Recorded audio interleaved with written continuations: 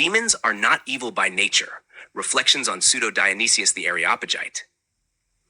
The biblical understanding of evil and demons is complex and often misunderstood. Isaiah 45:7 states clearly, "I form the light and create darkness. I make peace and create evil. I, the Lord, do all these things." This verse emphasizes that even what is called evil is ultimately under the sovereign control of God and is part of his creative will. The Bible repeatedly shows that evil spirits or demons do not act independently of God's permission or power. For example, Judges 9:23 describes an evil spirit sent by God. 1 Samuel 16:14 tells of an evil spirit from the Lord tormenting Saul. 1 Kings 22 records a lying spirit sent by God to deceive King Ahab. Job 1 and 2 describes Satan acting only with God's permission. And 1 Timothy 1 and 20 records Hymenaeus and Alexander handed over to Satan by divine judgment.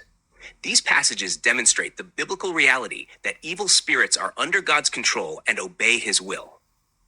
Yet how should we understand the nature of these demons themselves?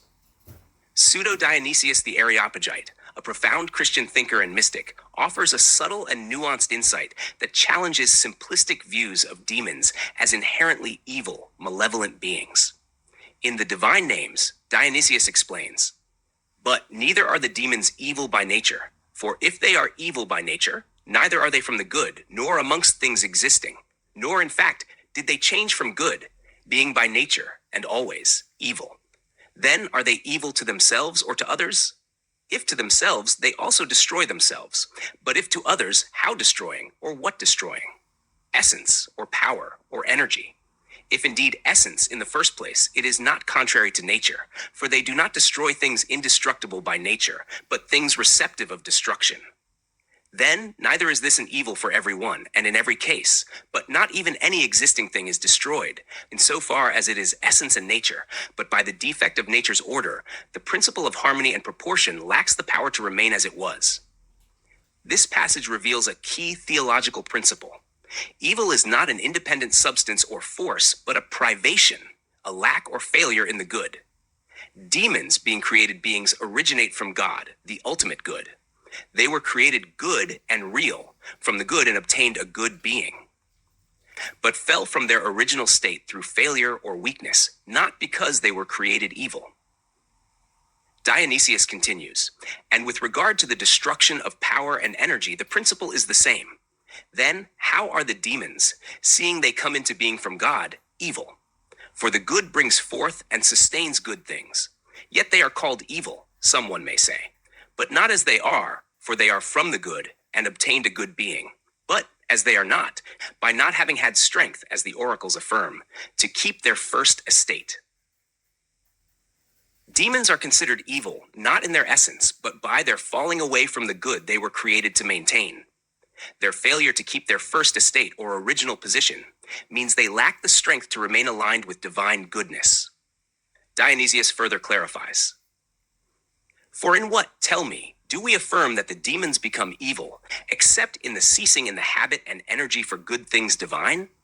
Otherwise, if the demons are evil by nature, they are always evil, yet evil is unstable. Therefore, if they are always in the same condition, they are not evil, for to be ever the same is a characteristic of the good. But if they are not always evil, they are not evil by nature, but by wavering from the angelic good qualities." This insight shows that evil is unstable, a failure or falling away, rather than an eternal, unchanging reality. Because demons continue to exist and think, and because they retain some angelic good qualities, they are not wholly evil, but suffer from imperfection, weakness, and departure from good. He explains the nature of this evil.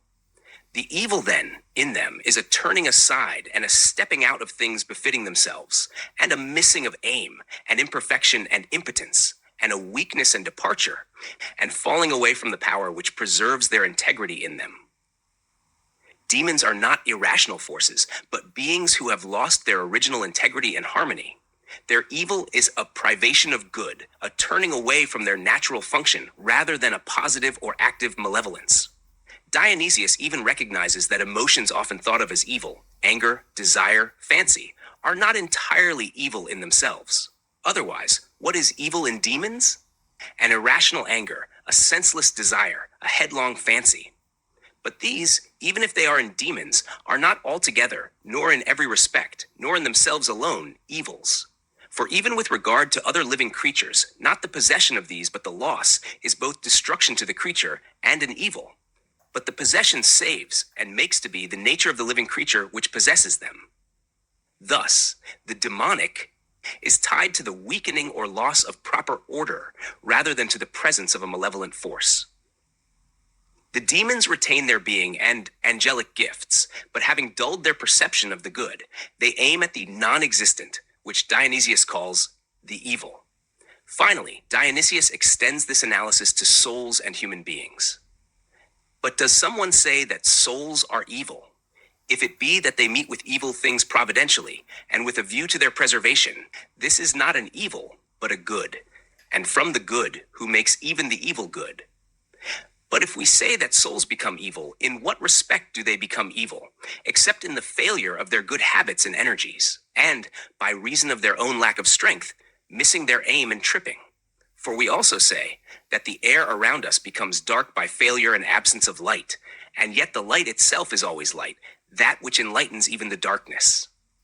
The evil, then, is neither in demons nor in us as an existent evil, but as a failure and dearth of the perfection of our own proper goods. In this profound view, evil is a privation, a lack of good, rather than an independent being or force. Demons and souls become evil only insofar as they fail to maintain their good nature and purpose. In light of these reflections, the biblical and Dionysian understanding of demons shows that they are neither independent supernatural evils nor uncontrollable forces. Instead, they are fallen beings who fail to uphold the good, and who exist under the sovereign control of God, who uses even their weakness and failure for divine purposes. This perspective invites us to reconsider simplistic views of demons as purely malevolent entities, and instead understand evil as a lack, a failure to achieve the good, deeply woven into the created order under God's providence.